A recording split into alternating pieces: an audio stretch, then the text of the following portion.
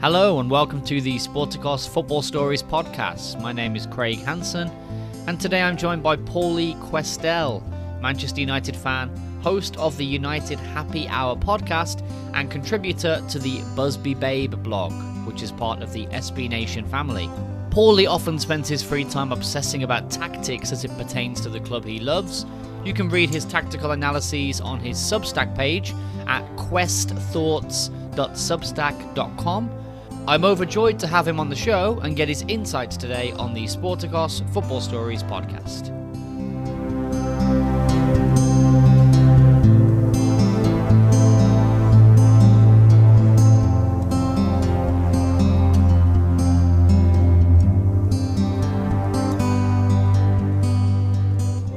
Hey Pauly, how you doing?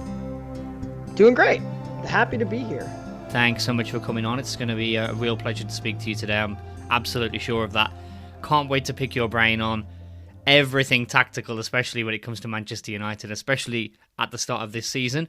But before we come on to that, I want to take a little trip down memory lane, as we usually do with our guests. I'm not hearing a thick Manc accent there, so I'm assuming that you're not currently in Salford. But you're over there in the States, so could you tell us a little bit about the sort of backstory of when and how you became a Manchester United supporter? Yeah, it's not the typical story from everybody else. I think like a lot of Americans, I was kind of entranced by the sport when the United States made their run in the 2002 World Cup with Landon Donovan we lost to Germany. And I slowly started getting into the sport. After that, I was becoming a teenager, and like most Americans at the time, I thought the game was boring. And I started to pay attention to it a bit more, and I started to follow the local team, which was at the time the Metro Stars. And within a few months of following them, their goalkeeper, Tim Howard, got signed by Manchester United. And I was like, oh, I know them. I've heard of them. They're big. That's a pretty big deal. And I said, I'll just start following his career over there, make sure he does well, etc. And it was around that time that I moved and we got a new cable package and we had a channel that was showing matches. And so I was like, oh, Manchester United are on. I'm going to watch for Tim Howard. And then they had this 17-year-old kid named Cristiano Ronaldo, who was like the most fun player I've ever seen in my life. And I was like, this sport is not boring. This sport's a lot of fun. And then they got Wayne Rooney, and the rest was history. Wow, a lot of stuff in there. And you're right, that isn't the typical thing, because usually it would be someone like Ronaldo that gets someone into it. But for you, it was Tim Howard. It was following Tim Howard. And boy, did he do well. I think he was fantastic for United during those years. And you said that, of course, Ronaldo and Rooney piqued your interest. Can you remember any other players at the time who you weren't aware of going in, because you went in to sort of follow Tim? Any other players who caught your eye and you really fell in love with during that kind of budding fandom? I can't describe it as anybody that I wasn't aware of, because I did buy a FIFA video game, I think right before they had signed. So I became a fan right after Beckham got sold. So I knew who Beckham was, and I was like, oh, he had played for Manchester United, and now Tim Howard is going to play for them. So it was cool to put faces to the names that I had seen on this FIFA video game, whether it was Van Nistelrooy or Scholes or Giggs. And then as the years ticked by a bit, it was really that 07-08 team that crystallized everything for me. It was that year where I have a lot of friends in the UK, and we had used football as a means of staying in touch. I met them over the summer at summer camp, and we used it as a means of keeping in touch for over the year. They were all, Spurs or Arsenal supporters, but that 07-08 season was the first year that they introduced me to the world of illegal streams, and were like, hey, you could actually watch every single match. And I was like, wow, I can. This is really cool. And it was that year with Tevez and Ronaldo and Scholes that really took it to the next level. And then the next year, like, you probably hear this not a lot, but also a lot because he's that kind of player. But like Rafael da Silva was just so much fun to watch. And As soon as he Yeah. broke into the team every week, I was like looking at the team sheet to be like, who's starting at right back? Why isn't it Raphael? Like, I don't care if he's not the best one. He's the most fun one. I want to watch him play for 90 minutes. 100%, 100% with you there. Kind of like not the same exact, not the same career, but like Marcelo, I guess, has his like defensive frailties, and he's a bit of a risk, but at the same time, he's just awesome to watch. Right. I'm trying to have fun. Like I'm waking up at 7 a.m. on a Saturday morning to watch a game. Like I want to have some fun. Like show me Raphael. Yep. And you mentioned there sort of the weird and wonderful world of illegal streams. Was that because back then it was still sort of difficult to watch on TV? Was there not as... Did you not get every United game on US TV back then? We got most, but definitely, but not every. It was like hit or miss. At times the early match wouldn't be televised. That 3 o'clock slot where there's 4 or 5 matches. It's the luck of the draw which match U.S. television was going to show. We went. I remember in the by the time I was at university, it was like we had it became a non-issue almost because every week they were televised, which was great. And then it was the year after Ferguson retired that NBC took over the contract, and their whole platform was we're going to make every game available, whether it's on television or streaming. So since then, I'd say, and then eventually ESPN got the rights to like the League Cup, and since then, every game has been available in the United States. So it's been over the last 7 years, it's been very easy. But when I was coming into the game, yeah, you would have to sometimes go over some hurdles to be able to watch.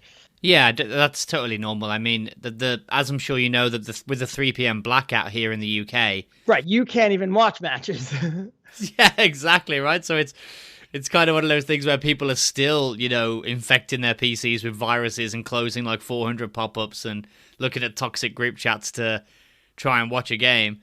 But I guess that for you now, it's cool. Everything's available, which is fantastic. But what sort of times then? You mentioned 7 a.m. there. Is that sort of the norm? Are you having to? What kind of times are you having to get up to watch these games? The Premier League kicks off at 7:30 in the morning in New York, and then 10 o'clock, and then 12:30. So it's and then on Sunday 8 o'clock or 8:30 and 11:30. So it's actually pretty convenient, especially once you're not in uni anymore and you get older and you naturally wake up earlier.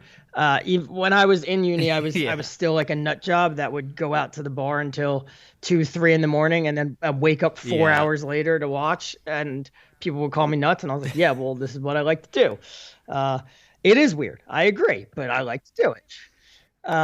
So these days, it's not that bad. And I always say like the NFL kicks off at 1 o'clock. So until what was it, 2 years ago, they moved that Sunday kickoff from 4 to 4:30.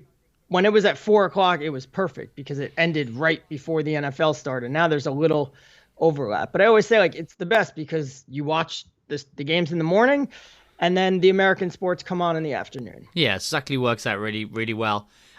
Do you have sort of a community over there in New York as far as Man United fans? Are there fan groups? Are there bars you can go to watch big games with a bunch of people? Yeah, there's a great community that we have in New York. I go to the same bar every week, every single match. They're open no matter what. It's funny if you go there at 7 for the 7:30 kickoff, like the windows they put like garbage bags over the windows so it doesn't look like they're open.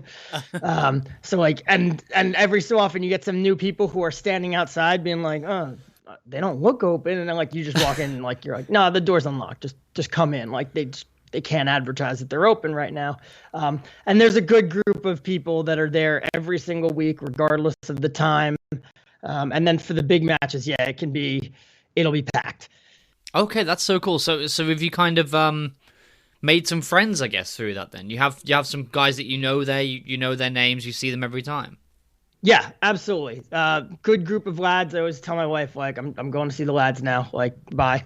So, yeah. It's a great group of people, and in New York, there's certainly a lot of us, and it's a great community. We have a Christmas party every year, A bunch of guys go on trips every year. We try to organize a trip to Old Trafford every season. It's a great group. And have you yourself managed to get to Old Trafford before?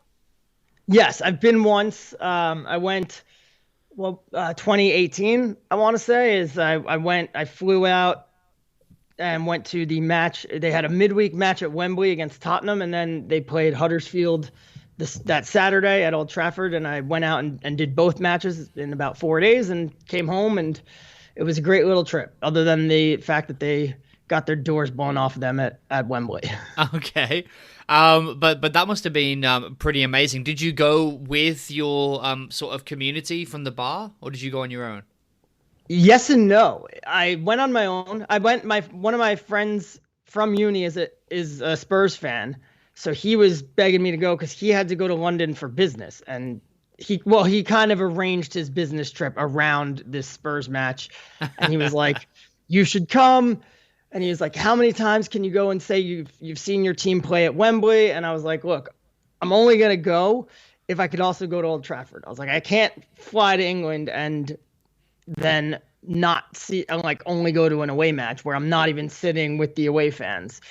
And so it worked out that it was that weekend, and that weekend was also the weekend that a bunch of the guys from New York were going. So once I got up to Manchester, I was able to meet with them and hang out with them before the match, and then go in. That is so cool.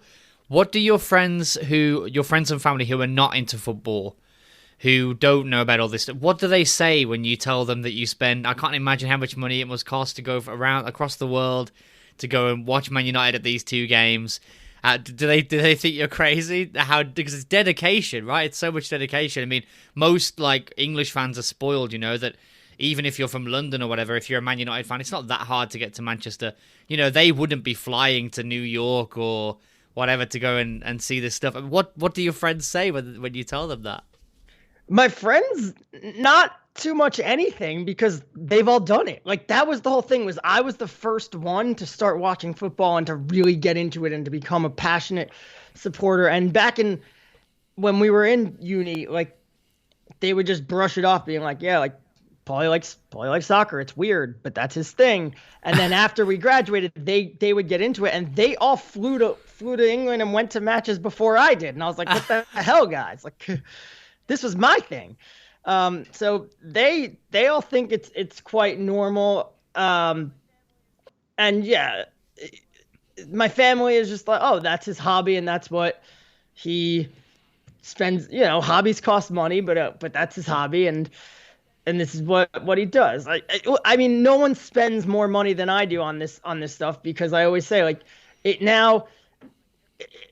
5 years ago, it was great. Like, every match was available, and now it's like they're spread across like 3 different streaming services. So you got to pay for like all these different things to be able to watch the matches, and I pay for all of them. Yeah, I know exactly what you mean. It's the same thing here.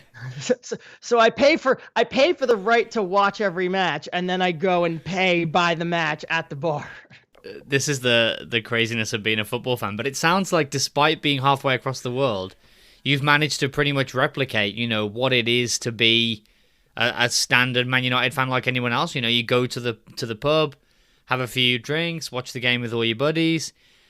Sometimes you get to a game, which even for people here, they don't go to a game all the time, especially Old Trafford. I imagine it's not easy to go to.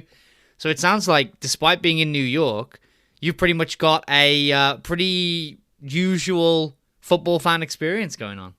Yeah. It's great. There's a lot of expats, so you get a lot. We have a lot of people who are from Manchester who have moved to New York, whether for work or for other reasons, and you get that a lot all over the city. Where if you go to a Liverpool bar, there's going to be a lot of people from Liverpool who used to be season ticket holders at Anfield, or their father still is. And really, there's bars throughout the city of different clubs. There are so many different supporters clubs. Like, the thing that I say always is, unless you're in the country hosting the World Cup, there is no better place to watch the World Cup than in New York City, because you can find a group of people from that country easily. Like, my old job was about 7 blocks in between the 2 biggest soccer bars in New York City. And during the World Cup, like, at lunch, I would just I would be like, who's playing today? Like, which bar is going to have more of whichever fans I wanted to see, and I just go to those matches just to be around like people watching their home country, and it was incredible. The amount of grown men that I just saw like crying because their country made it out of the group was just astonishing. Like when Marcos Rojo scored that goal to get Argentina through the group, and all of a sudden there was not a single guy in the bar was wearing a shirt anymore. I was like, where did all these Argentinian flags come from? And I was like, oh, it's just everybody's waving their jersey. Like no one is wearing a shirt anymore. It was just incredible. Oh, the beauty of football. That sounds beautiful, and I can believe you. I mean, it's such a multicultural place, right? I can believe that for sure. You mentioned the money it can cost to be such a football obsessive. What about the time? How time consuming is it for you to not only be such a big fan, but sort of, you're creating content with it too, which we're going to come on to in a little bit. I mean, how do you balance all that as well as being married, having a professional life? Sometimes it's hard for a football fan to find enough time in the day, right? Yeah, basically that's exactly the thing that I'm going through now. During COVID, I wasn't working as much, so I had all the time, which was great. Now it's a little bit harder. It's a little bit trickier, and yeah, it does take a lot of time, especially to be a content creator. Yeah, I have to rewatch every single match, both for the content that I'm creating and because I also want to, as a fan. As a married person, it's difficult, but my wife knows how much how much United means to me, and she basically at this point knows to work my schedule around it. So we will work the schedule around a United match, but where you have to give up is, I happen to be able to watch it this week, but in a normal week, if we had plans like, oh, okay, I can't watch City versus Liverpool, which, yes, I was able to watch that one, and that was a thrilling match. But basically, that was like the first match that didn't feature United that I've really had the time to sit down and watch 90 minutes of this season. We've been so busy. So you make your sacrifices elsewhere. As someone who people ask questions about and does create content, you do want to stay informed with the rest of the league. So you do have to create time somewhere in the day to make sure that you are up to date on all of that. So it's definitely time consuming. And yeah, it's like you go on a lunch break from work and you're not taking a break. You're just using your break to catch up on football. It's a lot of time. When did this obsession, when did it sort of translate from just being obsessed like loads of fans are into this sort of analysis and prep and creating content on your Substack and various channels? When did you start sort of transitioning from crazy fan to even crazier analyst, I guess you would say? I want to say I'd started in college because I wanted to originally go the broadcasting route, and I was writing for a couple of sites, and I was writing about everything, but I found football to be the easiest one to write about. I don't know why.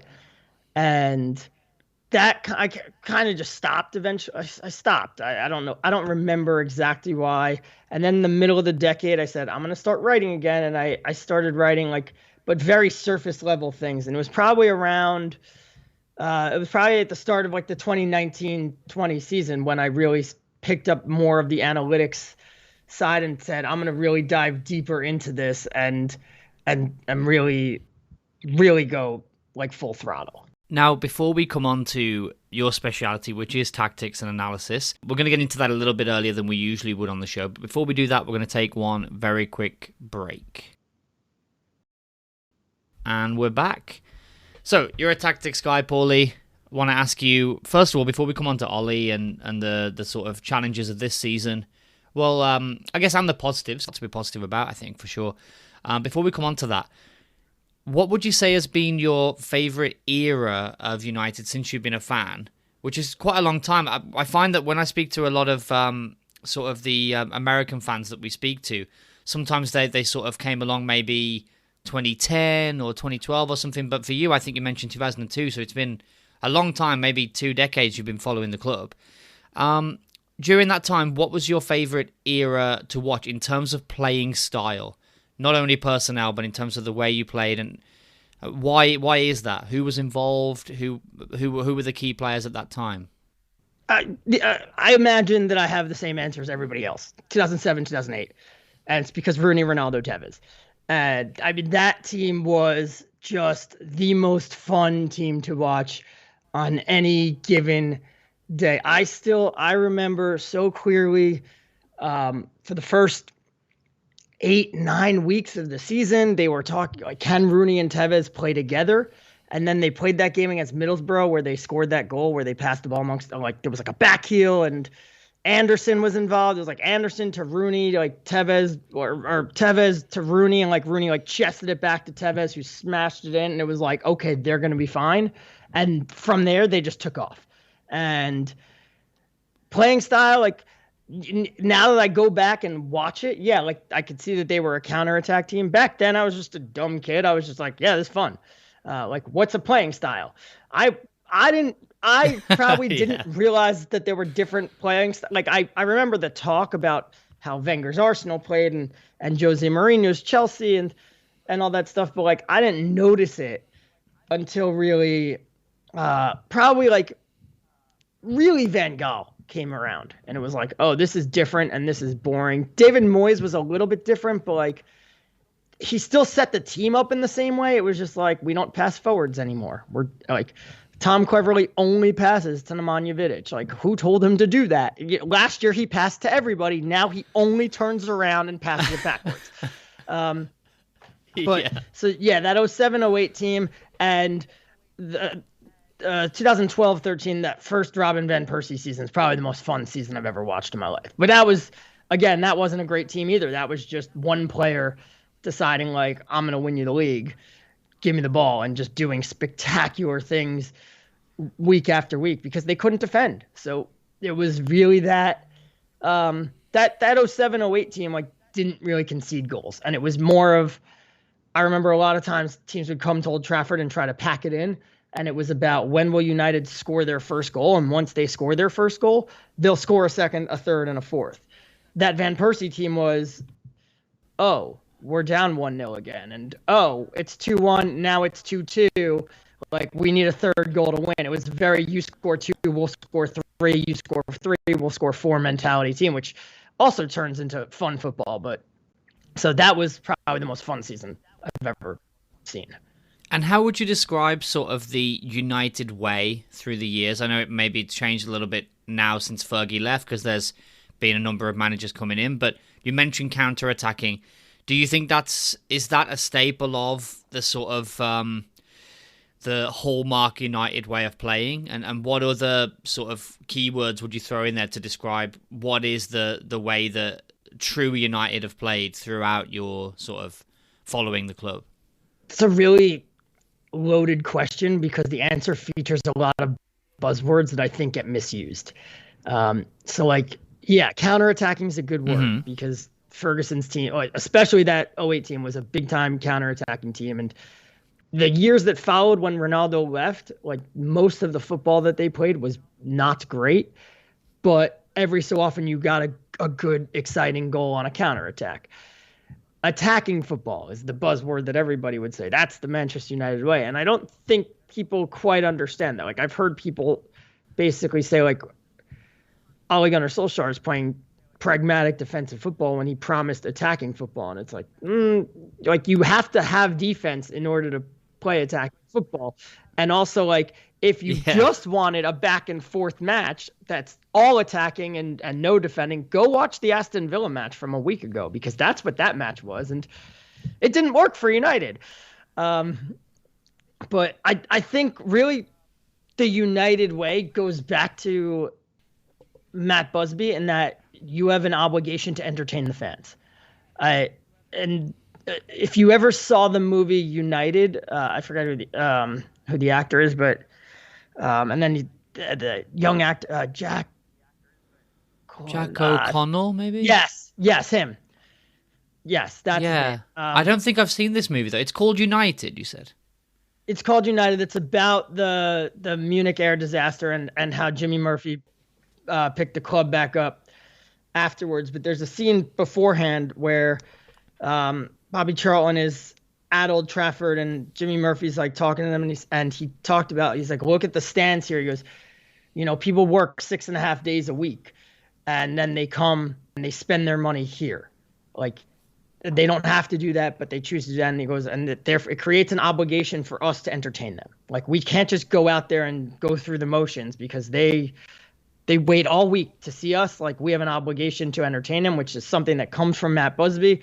And that's really what I believe in. And that shapes my view, is that, yeah, like, I am the most competitive person out there. I want to win at everything that I do. But when I'm waking up at 7:30 in the morning, like, I want to be entertained. I'm not like, what difference to me does it make if, like, we win a boring dross, like 1-0 match? So I could go online and yell at a Chelsea fan or yell at or call up my friend on the phone and be like, hey, the team that I support is better than your team. I want to be entertained. And on top of that, then I want to win. Yeah. So I think that's really important in the United way. And I think you see that in a lot of different places. Like, I just read the Barcelona Complex by Simon Cooper, which is one of the best football books out there. And he talked about how at Barcelona, it's about playing. You have to be good. Like, the fans don't cheer until you do something good at Barcelona. Now, that I might not agree with, but that's the way it is at Barcelona. And then once you are good and playing the right way, you must win. Whereas at Real Madrid, it's you must win, and not so much of a how you did it. Yeah, 100%. And clubs just have their different ethoses, don't they? I would argue that under Abramovich, it's kind of the same at Chelsea, that they just want to win. Entertainment comes second. And it just depends on the club. Some fans, they want to be entertained first. And of course, there's divisions in every club. But I think that's a good way of defining it, that it's just entertaining football. Of course, you need to be able to defend. It's not just all-out attack, but in general, entertain. Now, in the post-Fergie era, because I would argue that Fergie pretty much lived up to that ideal. I know it's a really long tenure, so there were highs and lows, but in general, he pretty much lived up to that. In the post-Fergie era we got Moyes, Van Gaal, Mourinho, and Oli, which of those managers drifted away from that ethos the most? God, yeah, that's tough, because I, like, with every fiber of my being, I want to say it's Jose Mourinho, but it was Louis Van Gaal. Yeah, it's tough. It's a toss-up between the two. They were both so horrific. Because, and like, Louis Van Gaal had the team to be able to play better than they did, and he just wouldn't allow it. And there were so many times where United would make a play, like, they'd make the stop in transition and they'd get the ball out and Rooney would start running with it. And then at the halfway line, just pull up and be like, all right, wait for everybody to come up so we could have some possession here. And I'm like, you're also just waiting for the defense to get back. And I was like, why? Like, just run the counterattack, score, and then we'll go back to playing possession football. Like, at least under Mourinho, they did counterattack, but that was just the only thing they did. Oh my God. Well, now we're at the Oli era. And one thing that Oli often gets charged with, which I think is pretty foolish, but on Twitter you get a lot of foolish comments, of course, but one of the things that you hear a lot is that Oli has no tactics, quote, which is an interesting thing to say, I think. But what would you say is his approach, and how would you say it differed from Mourinho? And do you think it's sort of evolved during the time he's been there? Has his tactical approach changed, or has he remained the same the whole time? Yeah, so well, you're right. Like, to say that he has no tactics is incredibly dumb, because if I set you up in a 4-4-2, that's a tactic right there. So, like, that's something. Yeah, literally. Of course, everything is a tactic. You don't have to like it, but it's a tactic. Of course. And he has switched his, like, game plan. We've seen him play with a back three. We've seen him play with different formations. It's what he doesn't have is a style. I remember talking to somebody about this over the summer and saying the new thing that's in vogue is we need to be able to take your surname and put the word ball afterwards. Jose Ball and Pep Ball and Arteta Ball. Now, like, Mikel Arteta has a very set style. It's not that great. I don't particularly think it works that well. I don't particularly think Mikel Arteta is a great manager. Ole Gunnar Solskjaer does not have a set style, and to some people that means, oh, you're not that guy anymore. But like Carlo Ancelotti doesn't have a style. Like there's Benitez ball, but there's no Ancelotti ball. Yeah, and Ancelotti's one of the most decorated managers in the history of the game. Absolute goat right there. Right. And like and Zidane has won 3 Champions League. There's no Yeah. Zidane ball. Like you don't need that style, but that's the feeling around today's game, and Ollie certainly does not have it. So can't lie and tell you he does. His tactics, though, very much have evolved since coming to United, because the funny thing was when he first got here, he was very Jose Mourinho. Yes, in the first few games, he just took the team and said, right, you're more talented than these guys. Go out there and play. But then he went to Wembley and in that 1-0 win over Tottenham, and it was very Jose Mourinho. And then a few weeks later, he went to the Emirates in the FA Cup, and it was again like a very Jose Mourinho game where they just sat deep, absorbed pressure, and hit you on the counterattack a few times. The difference, that was the match though where you could see the difference. Like Jose Mourinho's whole thing is he's terrified of what happens when you lose the ball. Like he's the one that, whereas everybody else believes like you can't score if we have the ball. So like the ball's a weapon because we could score and you can't. Jose Mourinho believes you're most vulnerable when you have the ball because you can lose it and then they can kill you with it. And his whole thing was don't leave your position even when we have the ball. So therefore, if we lose the ball, you're ready to defend. And that is why the attack was very stale, because you don't have movement and people interchanging because you cannot leave your zone. And it was in that Arsenal game where Luke Shaw won the ball at the edge of the box and just starts running with it and ended up on the right touchline before passing the ball straight up to Lukaku. And that was when I was like, okay, you would not see that under Mourinho. But so that's like kind of like what Ollie did was he took like, it was like, hey, Jose Mourinho's tactics might still work if you tweak them a little bit and also just don't throw the players under the bus and treat the players like crap. Like be nice to them and maybe you'll get a reaction out of them. And his tactics have since evolved as he's brought more into the team. I think at the start of that 2019-20 season, you look at that team, they didn't have a lot of talent, and he rightly looked at that team and said the best way for us to win is going to be run these teams' tails off. We have Anthony Martial, we have Marcus Rashford, we have Daniel James. Like we've got pace. You've got Paul Pogba that can find them when they're running. Now he got hurt 5 games into the season, and we didn't have the creator. We didn't have a creative midfield either. So really, it was find space and attack it, and they struggled when there was no space. And he's worked to change that. He got the fullbacks more involved as the season went on, and it evolved from there. And then I think last season was all about papering over cracks, and it looks like that's what this season's going to be about. And shoot me, because everybody's figured out how he did it last year, so they know how to stop it. But last season was about like we don't have a right winger. We don't really have a midfield either. So how do we hide those facts, and like how do we hide those things, and how do we paper over these cracks to be at our best? And he managed to do it. It wasn't always pretty, but I think he wanted to take the next step this season, and he still doesn't have the team to be able to do it, and that's partially an indictment on him and partially an indictment on the men above him.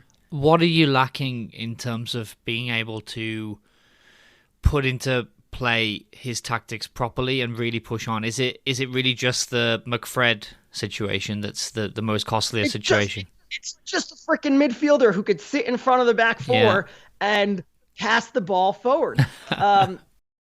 If you ask everybody for what their top team would be, everybody gives you some sort of midfield combination. Everybody goes, oh, we should be playing a 4-3-3 the way City and Liverpool do, even though they play it completely different from each other. But with a midfield three of Bruno Fernandes, and then everybody will either say Paul Pogba or Donny van de Beek and Scott McTominay. And And like, that's a terrible midfield and it won't work. And we saw Solskjaer gave us that last week against Villarreal. He played a 4-3-3 and it was a disaster. But we rarely even see Paul Pogba and Scott McTominay play together. They only started like 5 games together last season when Pogba was fit most of the season. And the reason was because teams just said, right, Pogba can hurt us, McTominay can't, so they just put 2-3 men on Pogba. And every time he got the ball, they just rushed to him and pressured him because that's where he's vulnerable, is he might hold the ball a lot. But they also just, if you had a midfielder next to him that can hurt you, you wouldn't be able to do that. But they were just leaving Scott McTominay wide open because they were saying, okay, we challenge McTominay to beat us. It's like when I play basketball, the other team leaves me open because I can't shoot.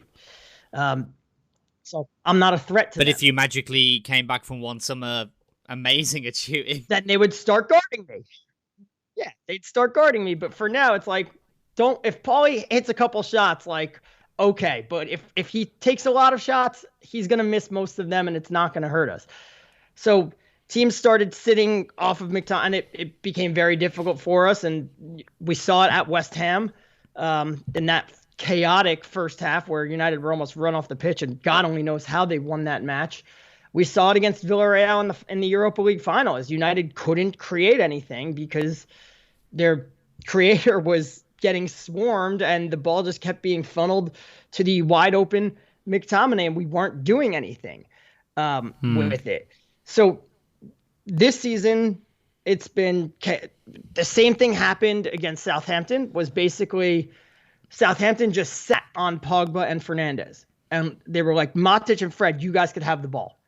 We'll let you have it, but we're not going to let you pass it to Pogba or Bruno. So you got to figure out what to do with it now. And they couldn't. And then a week later against Wolves, it was very similar. They sat on Pogba and left Fred open and said, Fred, beat us. And that's really the issue, is they need someone there to take the pressure off. They also need someone that will actually sit in position and not overcommit. McTominay and Fred's biggest problem is they each overcommit to the ball. And Fred wins a lot of tackles, but he also engages in a lot and loses a lot. And when you lose a lot, now there's one less defender to deal with you. McTominay will overcommit to the ball and doesn't even get there in time a lot. And suddenly you're lacking a midfield and you have guys running right at your back line, which is, it doesn't matter who, as they are proving, it doesn't matter who you have back there. If you don't protect them, they're screwed. Yeah, because even with Varane, I think everyone thought Varane was the answer, and I think Varane's fantastic, of course, great signing, but even he and Maguire, which I think is a really solid partnership, they still need support, right? They need support. Exactly, and Varane is a great signing, and he is a great, I don't know if great signing, but he is a great player. And last year when you looked at this team and you said, okay, the center back partnership is bad, which I think Victor Lindelof is better than people give him credit for, but definitely can be improved upon, but better than you're giving credit for. Is the games where they were bad, it was okay, like you let people run at them, and that's never a recipe for success.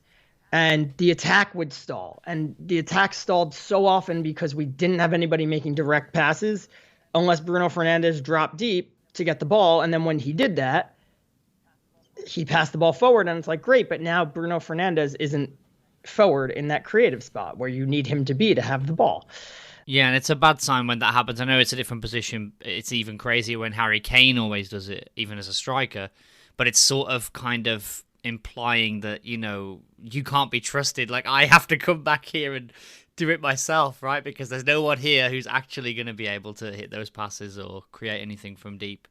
It's one of Harry Maguire's strengths is that he can carry the ball forward and charge forward into midfield, and he's very good with his distribution. And there were games where like Fred would try to move the ball forward and he wouldn't be able to, or like he'd screw up the pass. And the next time United got the ball, Maguire would just be like, Fred, get out of the way. I'm going to do this myself. Yeah. But it's exactly what you just said of like, it's not always good. The games where Maguire did it most, United didn't win. So it's like, you need that balance of yes, Maguire can do this, but we cannot be relying on Maguire to do this. Yeah. And United this summer, just in order to improve their attack and their defense, they went and got an attacker and they went and got a defender.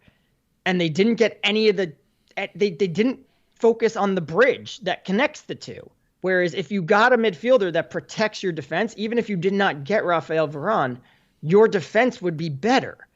And if you had someone, and if that everybody was talking about, oh, you need somebody that makes a lot of tackles and interceptions, etc. And it's like, you don't. Nemanja Matic does not do that. He doesn't make a lot of tackles. He doesn't get a lot of interceptions. He reads the game very well. He positions himself well. Michael Carrick didn't make a lot of tackles or interceptions. Just well positioned. And defending, 80% of defending is just being there and not letting, if I'm defending you, it's not letting you do what you wanted to do with the ball and forcing you to pass it wide to a winger or something. If you can't do your primary objective, I've already done my job. Yeah, exactly. If you've got the two sort of, you've got Varane and Maguire who are really strong centre-backs and they're both strong in the air, then if you've got sort of a really good deep-line midfielder who can show them the wing, instead of letting them run with blistering pace at these guys who aren't, I know Varane's quicker than people think, but still, in general, you don't want your centre-backs just being constantly like ran at, by Mane and Firmino and then Salah and stuff. You'd prefer that they have to go wide and then, okay, ball in, okay, head away. Just a bit of a safer option, right? To push them out wide or... Right, and they're built to like be able to handle that because first of all, teams won't even go on the left side, down their left, United's right, because Aaron Wan-Bissaka is going to shut you down. There you go. And that Villarreal's eyes lit up when they were like, oh, we have Diogo Dalot there and not Wan-Bissaka. And they just attacked down that side the entire match because he could not do anything. But teams won't even go that way, which is kind of why Wan-Bissaka's frailties at the back post get highlighted, because they're always attacking down the left and crossing it towards Wan-Bissaka because they won't attack down the other side. So if you just protect the middle, you're in such a better scenario. But United don't have guys that protect the middle. And they just didn't address this issue this summer, which continues to boggle my mind because every week, every problem that they have really just boils down to they don't have someone in midfield that can play next to someone that would be good, whether it's a Paul Pogba or possibly a Donny van de Beek. I don't think Donny van de Beek's a pivot player, but a Fred or McTominay, and have them do the things that they are good at rather than being like, we need you to do, the two of you to do everything, which is too much for them. So that's your structural issue then, is in the midfield, sort of like a deep lying player who is good at positioning themselves, like you said, in terms of defending, and can also maybe play a ball, keep things moving, play a long ball. So they haven't addressed that. It seems like in the summer they made some amazing signings, but just signings that they didn't necessarily need. Not bad, not that it wouldn't improve things, but they could have lived without maybe Sancho or Varane, and the bigger priority was what we just spoke about. But in terms of that, the biggest one is, of course, Ronaldo. So, I mean, it's a fantastic signing, of course, nothing wrong with signing Ronaldo, and he's already scored a few goals, and obviously from a fan point of view as well, it's just, you'd have him there anyway, wouldn't you? Even in a way, maybe you'd even lose just to have him there because the romance of it. But do you feel that at Juventus there was a lot of sort of criticism that while he puts up great numbers, he negatively affects the team as a whole? You know a lot more about this than I do. Tactically speaking, do you worry about that the presence of Ronaldo in the team can negatively affect the way you play and mean that you win less matches? Worried about it. We're already seeing it. And that's the problem. Is I was, when the rumors even started coming out, I was like, don't do it. It's just not worth it. He's 36 years old. He scores. It's very hard to explain to people that, like, yes, he scores goals, but like he doesn't do everything else. Literally nothing else. Nothing. We were sold on this already when the team brought in Zlatan Ibrahimovic, and and we got all all the tropes. He is he provides guaranteed goals. Okay, he scored 17 goals in the league. For someone that everybody said, oh, he's guaranteed to get you 20, 25, 30 goals. He scored 17. Then we had guaranteed goals in Lukaku. He scored 16. Then we had guaranteed goals in Alexis Sanchez, but he scored like 4. That was a different thing. But we had guaranteed goals in Zlatan Ibrahimovic, and he's a proven winner. He wins everywhere he went. Before he came to United, he won the league every season he played in professional football, which is a remarkable run considering how often he switched teams. Mm-hmm. Then he came in and, he scored goals, but we didn't win.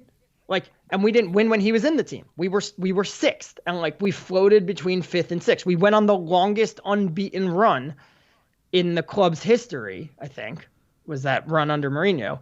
And we went from when we started that run, we were 6th in the table, and when we finally lost the match, we were 5th in the table. It was like that run was the most peak Mourinho. It was just filled with 0-0 and 1-1 draws. Yeah. And part of the issue was we had this team that was so capable of playing a certain way, but Zlatan Ibrahimovic was a focal point, and he doesn't play that way. You have Anthony Martial and Marcus Rashford ready to run in behind once you get the ball. But Zlatan's like, give me the ball at my feet, and then I'm going to try to turn and do things. And I'm not looking for runners in behind. I'm looking to then move and advance the ball and get it wide, and then you're going to get it back to me in the box. So it's hard to sell people. It's hard to explain to people, yes, goal, because ultimately you need goals. But this team also had the second most goals in the league last year, despite the fact that none of their strikers were really performing at their top level. So goals weren't an issue. Goals were not an issue. People will say, and people will say, but you look at the 0-0 draws against Chelsea and the 0-0 against Liverpool and the 0-0 against Arsenal and the 0-0 against City, and you get a goal, you win those games but you also have to look at the other part of, we didn't lose those games because we defended as a team. And in all those games, we had 1 or 2 chances to win it, but the other teams had 3 or 4 chances to win it. And part of the reason that we got 0-0s is because we defended so well as an 11-man team, and adding a player like Ronaldo, how does he fit into that is a question that we still do not know the answer because we haven't played those games. We will find out next month. But I really, when the rumors started, it was okay, he's coming, whatever. I said he'd score 4 goals in his first 2 games because I said these things always start really well. Lukaku had 4 goals in his first 3 games. Zlatan had 4 goals in his first 3 games. And I was like, and it always start, he'll definitely bag a brace in his first game against Newcastle. And everybody's going to, oh my God, Ronaldo's back. And it's exactly what happened. And I went, but what will happen in December, in January, in February when the weather gets bad? And he's 36 years old. And it was 5 years ago that Zidane said to him, you cannot play every game anymore. We need to rest you so that we can win, so that you're fresh in April and May when those games are really important, especially in the Champions League, and you're at your best so you can win us the Champions League. And it was very, it's interesting. I was looking at this last night. It's one of the first things I ever tracked statistically was I had this spreadsheet that was basically just how many goals was Ronaldo scoring at Real Madrid under which manager, and what percent of the load he had. And this is before I had any advanced stats or knowledge about advanced stats. I've just kept this spreadsheet for some reason, and I never look at it. And I happened to look at it last night and was like, what is this sheet telling me again? What was I even tracking here? But it just goes to show that Ronaldo had been scoring 35 to 40% of Real Madrid's goals in La Liga. And then under Zidane, it suddenly went to 30, 25, 20. But in the Champions League, he was scoring 24, 25% of Real Madrid's goals. And then under Zidane, it goes to 45, 50. And it just shows you how, in La Liga, he was we're not making you the focal point anymore because we want you to rest. and we want everybody else to do their thing. And then in the Champions League, it's going to be you. We're built, and that's why Gareth Bale did not fit in the side. Was he said, I need more. He needed to bring in another infielder to provide midfielder to provide that industry in the middle to account for the fact that Ronaldo wasn't defending. And he said, I can't play with Bale and Ronaldo. We'll get carved open. So we're gonna put in this team that works hard, gets the ball to Ronaldo, and rely on Ronaldo's sheer talent to get us that winner because he is that good. But now he's 36. How's it going to play when the weather's bad and he's got a bunch of games under his legs, and we know, Ollie's not one to rotate the team too much, so he'll play. I figured we had until then to see the issues that Ronaldo would bring. It's been 4 weeks and we're already seeing them. Ronaldo's a player that likes to drop deep to get the ball, just like Harry Kane, as you mentioned before, and that becomes a problem. And it's not necessary. It hasn't been a problem of United can't get him the ball. It's just been, this is what I do. And when you're playing Paul Pogba on the left wing, who likes to tuck into that half space, like that's where Ronaldo drops into. And now it's like you're encroaching on Pogba's space, whereas if you just let Pogba have the ball and you stay high or make a run off that, like he'll find you. But now you're forcing Pogba to move around and forcing Bruno to move around, and everybody's just moving around a bit more. And defensively, you can't press the way that United used to or wanted to, which might not be a bad thing because their press is always so disjointed that maybe it's a better thing to not press your opponent as much because you have to press as an 11-man unit. And Ronaldo's not going to do that. So just don't. Fine. Yeah, it's better not to do it at all if you're not going to do it properly. And I guess it's just an example of signing a player without really thinking about the system. Because if you sign a young player who plays a certain way and this is just what I do, you can say, okay, well, you don't anymore and you're going to adapt and you're playing a different way now. If you're 22, that's no problem. If you're 36, I mean, even Harry Kane, he's only 28, I think, but it's still old enough that when he was linked with City, I was thinking, I don't know if that would work, because again, this is just what I do. Well, you can't do that like in a Pep team. You can't. He needs to be the focal point of the press at the front. He needs to be the first guy leading the charge. He can't be dropping deep all the time, picking the ball up in CDM position and playing balls wide. It just would have been weird, and especially the Ronaldo to Man City link, that would have been even weirder. That's why I wanted it to happen. I was like, when people were freaking out. Self-destruction. When people were freaking out and they were like, we can't let Ronaldo go to City. And I was like, it's not. Look, it's Pep. It's Ronaldo. And he's going to score goals. So, like, it's hard to say, like, oh, it's not going to work. But, like, you watch, like, it's not going to work.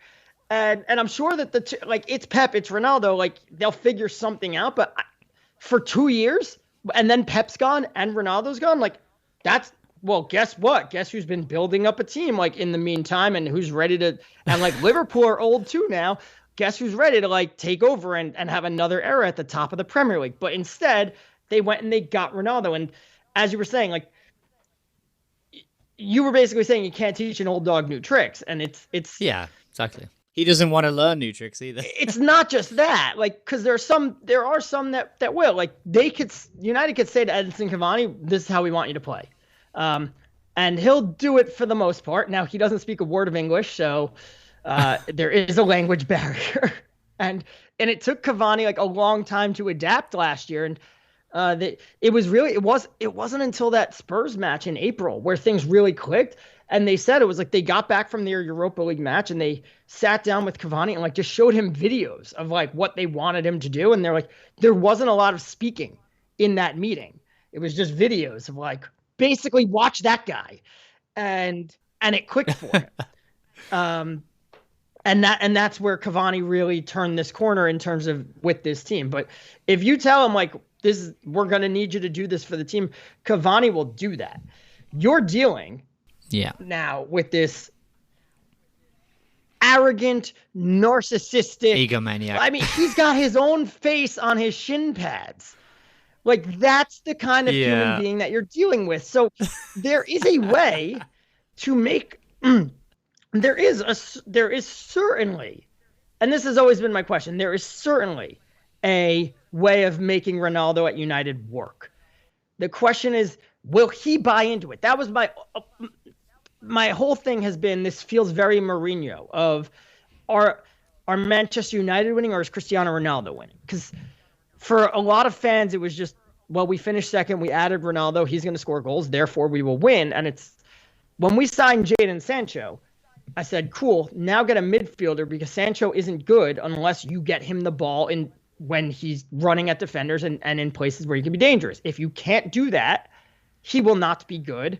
He won't improve your attack because it won't improve. He'll be anonymous. It's how many goals, like how many chances is Cristiano Ronaldo going to finish if we're not creating him chances? That's the crux of the matter. And when Ronaldo drops deeper to get on the ball, like he's not taking it and creating chances with it.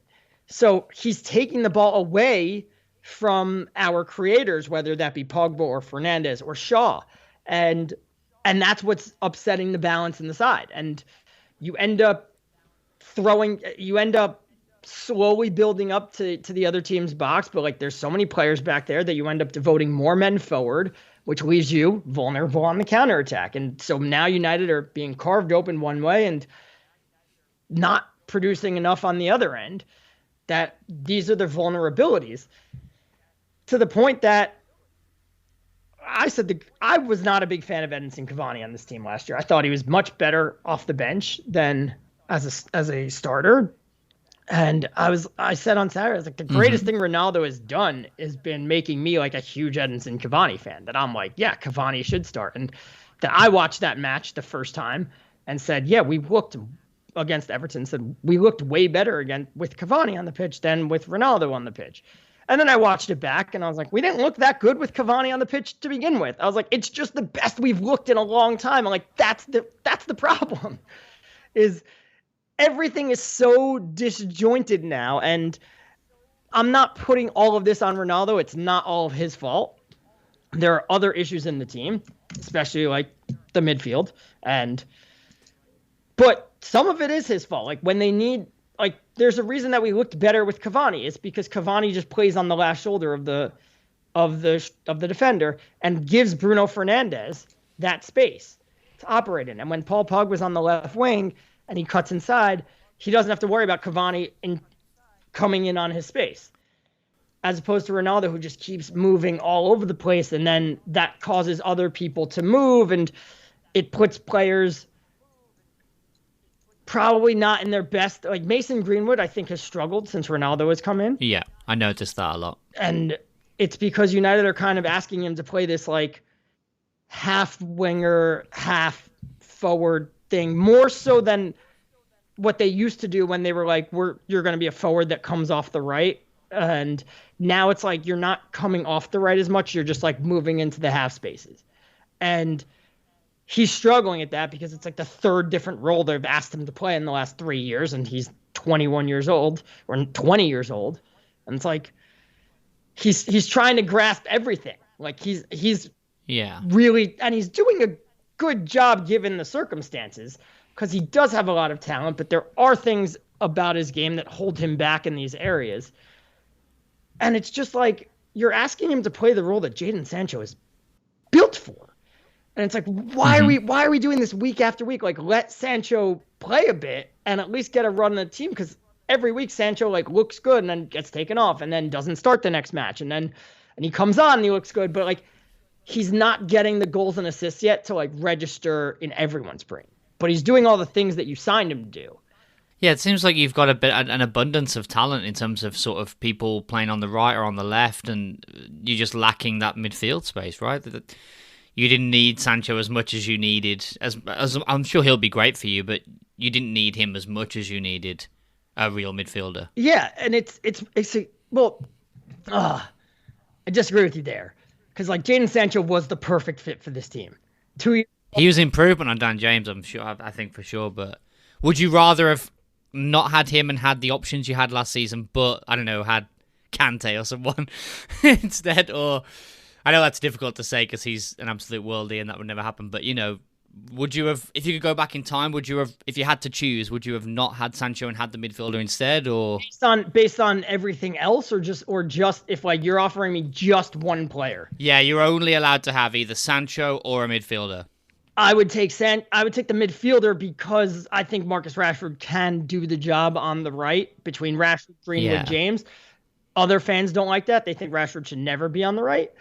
But I do think Jadon Sancho like not only solves an issue for the club, but was like a perfect fit for it, the same way that Bruno Fernandes was a perfect fit when they first signed him, which is why he hit the ground running and everything. Whereas Ronaldo and Cavani are not perfect fits and are more you have to adapt to them, and that causes everybody and that causes time to settle in. Like, remember, I mean, it took until April for Cavani to really click last year.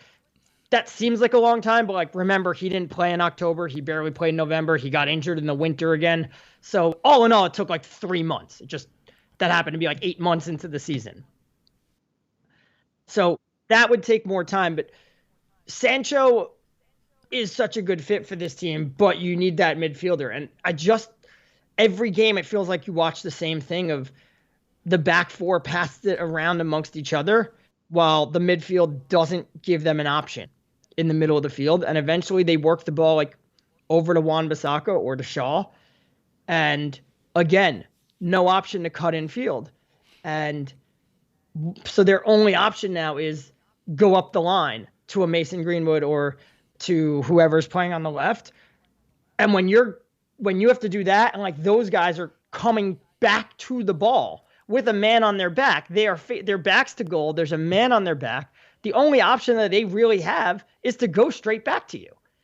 And you need to get them the ball facing the other way. And there was this sequence where Sunday, where it was City clear the ball out, and whoever was playing next to Van Dijk just heads it over to Van Dijk. He puts the ball on his foot.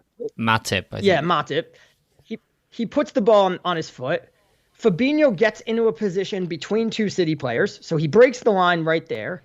And Fabinho takes the ball on the half turn, immediately is able to look up, and what does he do? He immediately gives the ball straight. It's like a 5-yard pass to Jordan Henderson. So you get the ball to Fabinho, he gives it to the passer.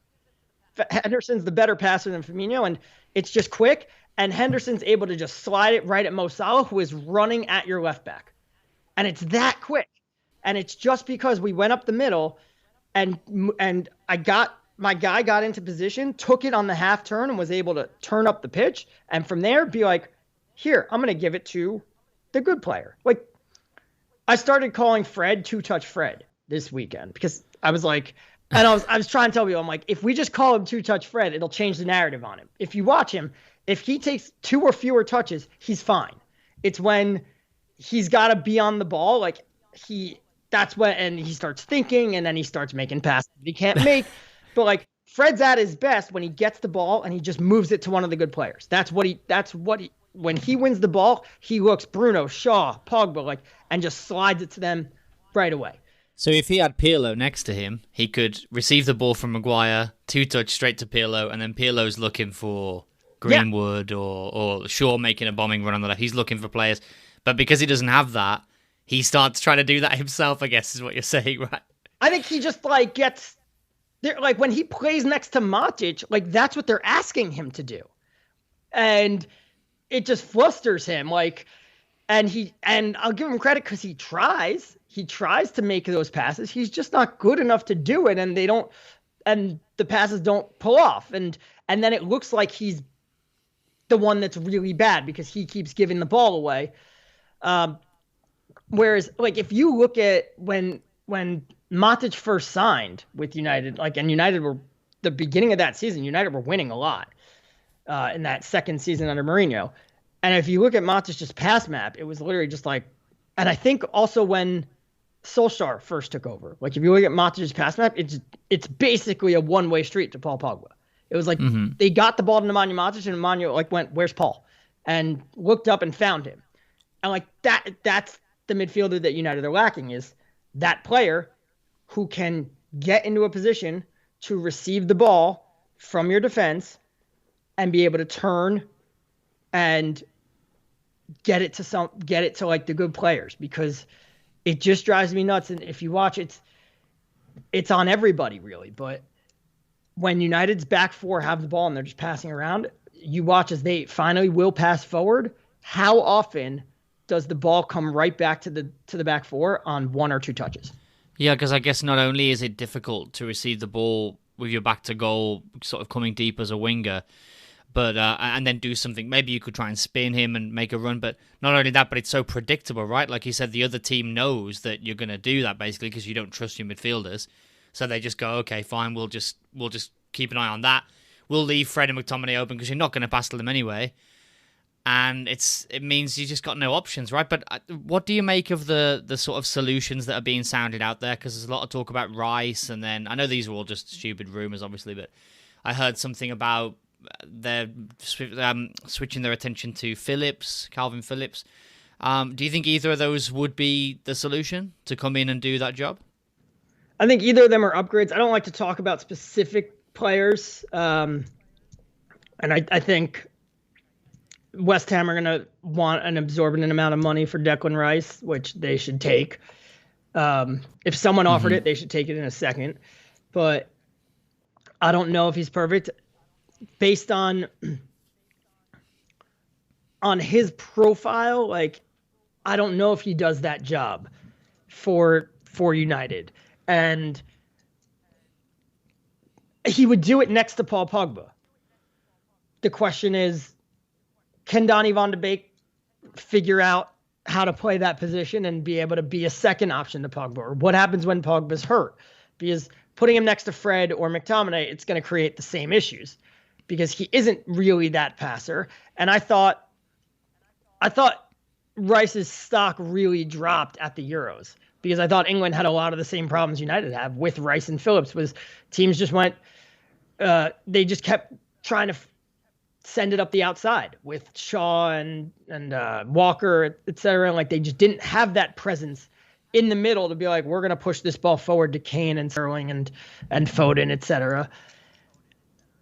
However much his stock fell in the Euros, he's off to a phenomenal start this year. And it's like, all those things that you were worried about, we don't see them from Declan Rice. We're seeing right now.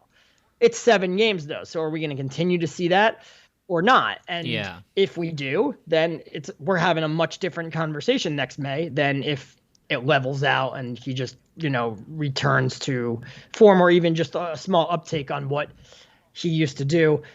Calvin Phillips is never going to come from Leeds to United. So like, I'm also of the belief, like, just don't shop in the Premier League. The Premier League clubs are not cash strapped. And so when they have a player under contract, they now, which they did not have 10, 15 years ago, the ability to say, no, we're not selling him unless you give us an exorbitant amount of money. It's not like 15 years ago where Sir Alex Ferguson can call up Fulham and be like, we want Louis Saha, we'll give you 12 million for him. And they're like, well, that's our operating budget for the next 2 years. So we'll take that. Like now they could say like, oh, that backup striker you want, like 40 million. Yep. And they'll charge a premium on English players too. You're better off going to Barca where. Right. You could raid the bank at Barca, but go look throughout Europe. There's so many. And like, this is the thing is, for every time a big club goes and snatches a player from a small club, the small club manages to replace him quite easily. So like, the players are out there and you just have to sign them and scout them. And you can't be worried about the reaction of your own fans. Like, if United were to sign no-name French midfielder tomorrow, like, fans would be in uproar. Why aren't we going out? Who the hell is this guy? And I'm sure Twitter would have reacted terribly when they signed Nemanja Vidic, because nobody knew who Nemanja Vidic was. And like, that's the thing is, there are gems out there. Now, you are going to swing and miss on a few, but I use Facundo Palestri is like the example. Like, I'd love him to become a United star. Of course I would. I have also don't think he ever will make more than 5 senior appearances for United. Mm-hmm. And that's fine. as they just proved with Dan James, like if you sign a young kid, like you can flip him for just as much, if not more money. Always resale value, always going up. So just just sign a bunch of those guys because yeah, you're gonna swing and miss on a few. But if Palestri keeps going on loan and doing enough to impress, they sign him for like 8 million. You could sell him for 15. Yeah, it's a no risk really. Right. Sign more of those guys because for all the ones you miss, you'll find some good players there. So everybody always says, which midfielder do you want? It's like, just look into the French league where none of those clubs have money, and there's so many good midfielders there. Yeah, I mean, this is where, if you go and sign, whoever the latest big name centre midfielder from Leicester, you'll just find that 6 months later they've just brought in another one from Rennes or Lens for 1 million, who's completely filled that gap, and they're playing just as well as they were before. And they've made like 100 mil. Like that's the other thing is that these clubs are smart and they're like, oh well, we're gonna lose Ben Chilwell, so let's bring in a left back now, and then that no one knows about, and we won't really promote him. We'll make a big stink that Chilwell left, and then he'll just slide in and then massive profit, and you're playing pretty much the same way that you were before and achieving the same things. And so it's about the big clubs sort of finding those guys actually first, go to the source instead of buy the replacement before it gets bought, I guess. But before we finish off here and move on to a couple of Twitter questions, just briefly, given the sort of weakness in midfield, the Ronaldo conundrum, everything that's going on tactically, what do you expect from the season? Where do you realistically expect United to finish? What can they realistically compete for?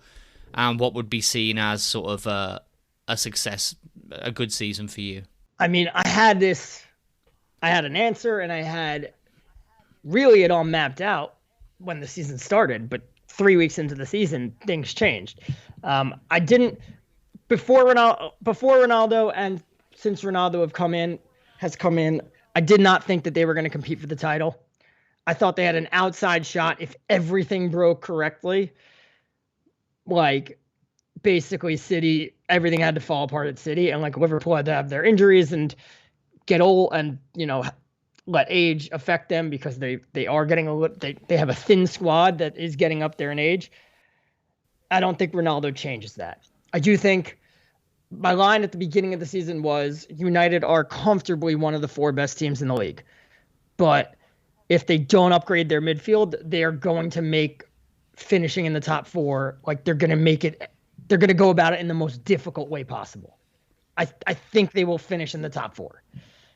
I don't think it's going to be like a smooth sailing ride because they have so many issues and because the book's out on them. They need to develop something new. Like they like I said, they papered over a lot of cracks last year and they found ways to do it. And now teams are like, oh, okay, this is what they're doing. They know how to stop it.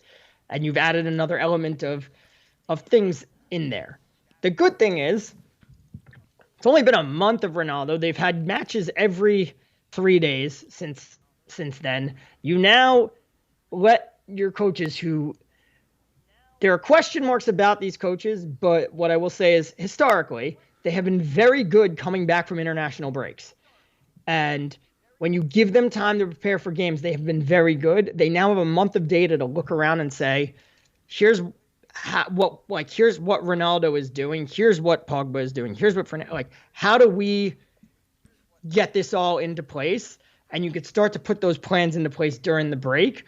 You get a free week next month during the League Cup week because you're out of that, where you could actually get your whole team onto the training ground. The question is how much does Ronaldo buy into this and say it's about the team and not just about how many Premier League goals you're going to end up scoring.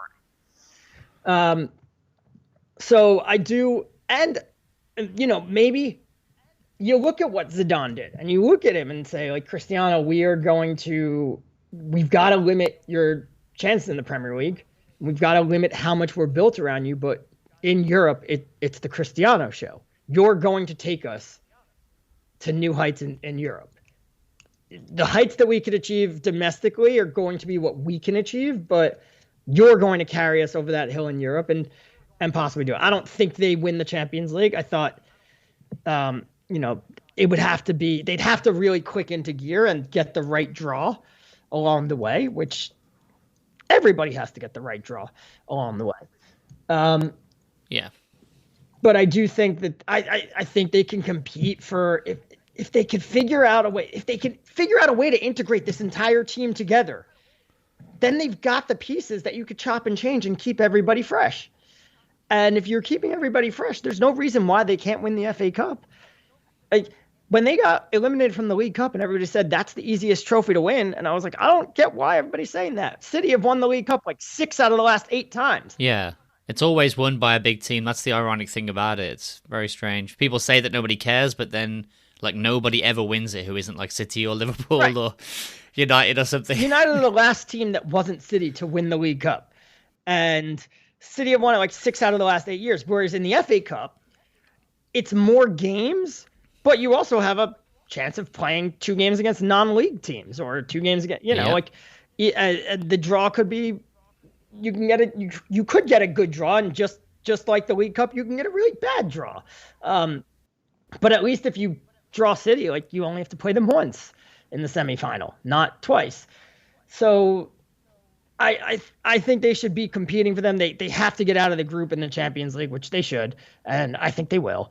Because again, it's been a month of this, and now you go back, you look at the data, and you figure out what we have to do, and that's a lot easier to do when you have a week to just work on this, or 2 weeks to just work on this, rather than, okay, West Ham was bad, but we've got to get ready for the League Cup now. Or, okay, the League Cup was bad, like, we've got Aston Villa at the weekend, so we got to prepare for that too.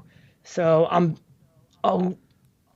more optimistic now that they'll turn things around than I was when this conversation started, because you got me thinking about it. Well, it's good to have some optimism. We'll see what happens. I think that they'll be up there challenging for things. They might not necessarily win the league or the Champions League, but I think that they're in a position to challenge now, and I think that will be a success for most fans, right? Just to be involved, to be heavily involved. I think the title race in the Premier League should be really interesting. I'm hoping it's going to be a 4-horse race and quite close towards the end, I hope. And I think that would be a success, right? Just to be in and amongst it, don't you think? Yeah, if we're in the trust tree, I'd say yes, but you say that and you get attacked. Like, how are we not winning trophies, etc. Like, and yeah, it's hard, and there is certainly a merit to that. But like how people say, like, oh, Ollie hasn't won us a trophy, like, therefore is he a bad, like, Ollie made that comment last year about trophies and like they're for your ego as a manager, and it was a bad comment for him to make, but he was right. Like, does winning the FA Cup make Mikel Arteta a better manager? It looks bitter coming from him, but it's true. Did winning the FA Cup make Mikel Arteta a better manager? If one of those guys on Villarreal stepped up to the spot and blasted his penalty over the bar, like Davide doesn't make a save, he just shoots wide, does that make Solskjaer a better manager? No, I mean, it's just fine margins, isn't it? But this exactly. is, like you said, with fans, this is what it's like. It's, how are we not winning stuff? How dare we not win the Premier League? And it's like, well, there's so many variables. It's like you spoke about earlier with, if Ronaldo's playing in those 0-0 draws against the top 6 sides, maybe you get a goal and you win them. But also, maybe that happens, but then maybe you lose against Crystal Palace because for some reason or another, Ronaldo playing in that game had a negative effect. And well, we lose to Crystal Palace anyway. No, but you're right. Like, maybe we don't get that goal, but maybe because we're not defending as well, we concede a goal and we lose. The margins are so tight, but it's also, there's definitely a difference in attitude between people my age and a little bit younger and people older than me. Because people older than me remember the 80s and they remember the 70s, where it was barren and it was like, hey, if we're lucky, we win the FA Cup. And they're like me. They want to be entertained and they want to see it positive. They want to show up to the ground saying, whether we're playing Crystal Palace or whether we're playing Manchester City, we can win this match and it's going to be enjoyable and not the dross that Louis van Gaal threw us. as opposed to people younger than me and possibly even my age, because, like I came around in the era of winning, feel like, as you said, like United have this divine right to be winning. And it's like, no, like, first of all, no team does, but also like United have been around for 100 years. 3 managers have won the league for United. Yeah. They did it in like the 1910s. Then they did it in the 50s and like once in the 60s, maybe twice. And then not again until Sir Alex Ferguson. They've had 2 sustained periods at the top of English football. That's it. Yeah. A lot of younger fans that are used to winning, not just at United, but at some of these other clubs, Man City, Chelsea, and so on. Like, they probably, not only do they not remember or they haven't looked it up, but they don't know that they could be staring down the barrel of 30 years of nothing. Remember when Liverpool didn't win the title for 30? That could realistically be what you're living right now. Not to be a downer, but who knows? Anything can happen. Man City could win loads of stuff now, and then in 10 years, they might begin a period of like 4 decades where people don't seem to realize that it's not. You should enjoy it now because it's not guaranteed. If you name like the biggest clubs in the world who have always been historically great, Barcelona's going to sneak onto that list, even though they didn't do anything until the 90s. Yep. Like before that, they had success in La Liga and they like were the number 2, 3 team behind Real Madrid and like Atletico, but they weren't this global club. And United's biggest strength is they got good at the 2 exact right times to get good. They got good in the 50s when the European Cup came around, and that got their name out and they were really good, which got their name. People like, you don't need me to tell you about the Busby Babes and how people all throughout England loved to go out to when they came to town. But sending that team around Europe was like the perfect advertisement for English football. And then they got good again in the 90s when the Premier League came around and this global brand took off. Sure. And they became this huge club. But like, again, ask most Americans who became fans when NBC got the rights around 2014, when, again, building off of another solid American World Cup. Oh, and they'll be like, yeah, Chelsea have always been a good team. Yeah, 25 years ago, Chelsea were not like they had won the league like once and they were not there. Now it's unheard of. Yeah, of course Chelsea are the biggest team in the league. Like people are still smart enough to know that like Manchester City are new money, but a lot of people consider like, we'll throw Chelsea into the old money category. And it's like, it's all about generations. Exactly. In 20 years' time, Man City will be the sort of, they've always been great, and there'll be a new upstart that has money that they'll be the new. It just keeps rolling like that. But it's one of those things that cyclical. Yeah, exactly. And not only with the money, but just in general, that it goes in cycles with styles of play and some coach could come in. Who knows what could happen? But before we extend ourselves too much here, I want to see if we have any Twitter questions. And then we'll finish off with our quiz. But before we do that, we're going to take one very quick break. And we're back. So, Pauly, we do have one question from Twitter. This could be potentially a follower of yours or a listener or a reader of yours over on Substack. You've got mail. But we have a question here from Joseph Losso Legolas. And Joseph asks something that we sort of touched on here, but maybe you could be a little bit more specific. Do you think Ollie has reached his ceiling in terms of moving the team forward? Yes and no. I think that's a popular thing to say at the beginning of every season. Like we've been hearing it for years. Last year, that when the team lost to Arsenal and Basak Shahir and everybody said he's reached his ceiling. And it was like, okay. And then he went and finished above. Like he finished with 70-something points after finishing with 66 points. And he took him the second place. And he clearly continued to get better. You don't know someone has hit their ceiling until the end. If we go back and say, and United finished with 66 points this year, or 70 points this year, and then that might be enough to get him sacked. And it could be a blip on the radar if he comes back if he doesn't get sacked and he comes back the following year and finishes with 85 points, it's a blip. If he comes back the following year and finishes with 68 points, then you could probably say, yeah, 74 points might have been his ceiling, or probably is his ceiling. You don't know. And he has continued throughout his tenure to build on what he has done. But I do think it's going to be awfully hard for him to do that because he failed to address the biggest need in his team, and it's going to keep rearing its ugly head week after week. Well, we'll have to wait and see on that to see what happens this year. But before we get out of here, we're going to take a trip back to some of the more glorious periods in United history by finishing off with our little quiz that we like to call Do You Know Your Heroes?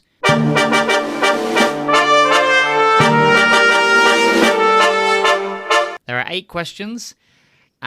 We did have a person a couple of weeks ago who got all 8, so no pressure. But what's the average score? I'd say about 5. Yeah, 5 is probably about the average. 5 or 6. How many of these people are from the UK though? Oh yeah, well that's the thing. Some of them are from. I've done a few with guys from the States as well. Oh, is there an American curve? I am very, very good at sports history and stuff, and very good at trivia, but you're making me nervous. No, I think you're going to be just fine, really. I think a lot of these are really sort of they're United fanatic common knowledge, I think, but we'll see. So, question number 1 is, which player has made the most appearances for the club in competitive matches?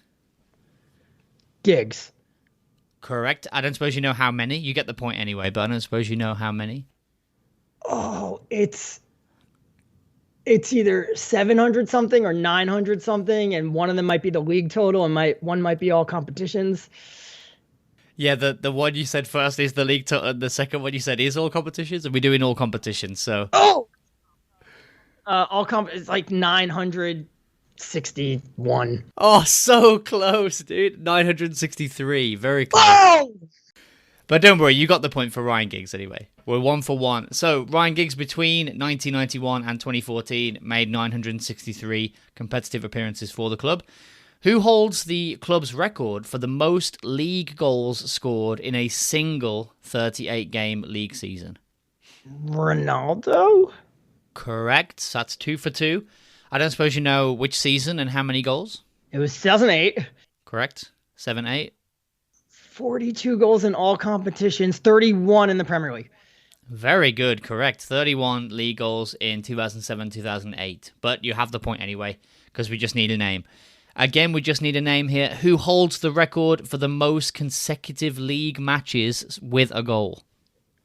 Most consecutive league matches with a goal. I'm going to go with my gut and not change the answer to the other one that I'm thinking. I'm going to go with Van Persie. Oh, so close. Another great Dutchman. Ruud van Nistelrooy. That's who I was going to change to. Who I can't believe we didn't give a mention until just now. First mention for Van Nistelrooy. What a player. 10. He scored a goal in 10 consecutive matches. Oh, right, because Vardy broke his record. Oh. Yeah, exactly. Vardy broke the record. Between March and August 2003, he scored in 10 consecutive league matches. Again, we just need a name on question 4. Who was the first player to win the Ballon d'Or while playing for Manchester United? This one's going a little bit further back in time. I feel like the while playing for Manchester United is like a curveball. Yeah, so just, I mean, there were a lot of great players in this era back in the day. Was it Bobby Charlton? It was not, but I could see why you would think so. Apparently, it was Dennis Law. This is from my research, obviously. I don't have these. This is my third guess. Yeah, it could have been any of the guys from that great era, right? And in 1964, apparently he was the first one to actually win that award. But which player earned the most international caps while playing for Manchester United? So now I'm going to go with Bobby Charlton. Correct. He made 106 caps for England while being a Man United player. So that means we are 3 for 5 so far. This next one's quite fun, and I threw this one in there because you're an American. Not that this player is an American, but it's just something that you maybe will find interesting. Who is the only player to have won the CONCACAF Gold Cup while being a Manchester United player? Oh, okay. While being a Manchester United player, it's got to be Chicharito. Correct, it is. Javier Chicharito Hernandez won the Gold Cup in 2011 while playing for Mexico, and he was, at that time, a Manchester United player. So we're 4 for 6, 2 left. According to statistics from the Premier League, Which player missed the most big chances for United last season? So this is the metric that they have on their website of big chances missed last season. Who did that for United the most? This is according to the Premier League, so don't shoot the messenger. Rashford. Very good. I thought that was a tough one, honestly. I couldn't have named that for anyone myself. Really good. Don't suppose you could have a guess at how many he apparently missed? 11. Very good. I can't believe you got stats going. Wow, that's the right answer? Yeah, it's correct. Wow. Unbelievable. That is really good. Because I have to be honest too, I feel like some of the first few ones have been kind of consistent with what everyone answers, but there were a couple of curveballs in here that I don't normally ask. Obviously, the CONCACAF Gold Cup one, and this one about the big chances missed. I thought I'd mix it up a little bit, and I thought that would be a real tough one. Well, you got to think, like, who gets on the end of the most chances? Yeah, it's not it's one of those things that will be thrown at someone as a sort of a negative, but it's not necessarily a negative. This final question we do with every guest. Apart from, of course, England, which nation is best represented in the current first-team squad at Old Trafford? So, of course, the majority of players are English. Which country or countries is the second place?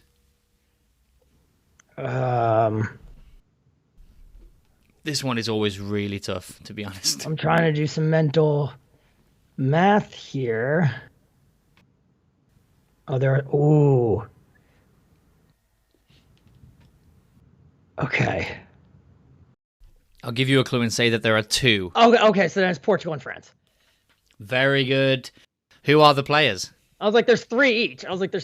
You have Fernandes, Ronaldo, and Dalot from Portugal, and then Varane, Martial, Pogba from France. I was just trying to make sure there wasn't a fourth for either of them. Correct. So 6 out of 8, which is above average, I would say. Nice. All right.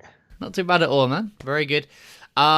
Okay, so Pauly, thanks so much for coming on. We actually went a little bit longer than we usually do because it's just been so interesting to talk to you. So sorry for taking up so much of your time. But, my pleasure. All right, well, thank you again so much. Before we go, could you sort of tell the listeners where they can find your stuff, whether it's on various publications or I know you have your own Substack as well. I'm sure they would be really interested to read your insights. Yeah, most of my stuff gets posted on thebusbybabe.com. And I do have my own Substack. It's questthoughts at .substack.com. That's KWESTTHOUGHTS.substack.com. It's probably the first time I've ever had to verbally spell thoughts. Nailed it. And then everything, when I do write on that, it'll be sent right into your inbox. I do work a little bit more than I was during COVID, so it's not used as heavily, so don't worry about getting spammed. But otherwise, thebusbybabe.com, or you can go follow me on Twitter at pquestel. Thanks so much, Pauly. It's been a pleasure. I urge everyone who's listening to go and check out that stuff. If you've enjoyed what you've heard today, you're definitely going to enjoy what you read. Thanks again so much, Pauly. Good luck for the season. Hopefully that optimism will keep going for a few more weeks at least, and hopefully you'll get what you want come the end of the season. From your lips to God's ears. Thanks, buddy. Real pleasure. See you later.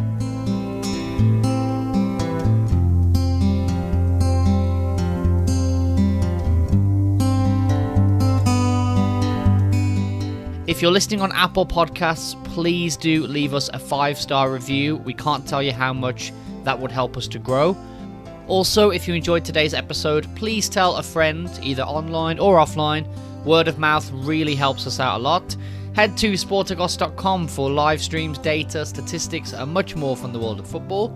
You can also follow us on Twitter at Sporticos.com. You can follow myself at Craig Sporticos. We also love to read out the thoughts and questions of our listeners, so please feel free to tweet those to me anytime or send us an email to show@sporticos.com with your opinions or your questions. Thanks again to Pauly for coming on to speak to us today. Thanks so much to you for listening, and see you on the next episode of the Sporticos Football Stories podcast.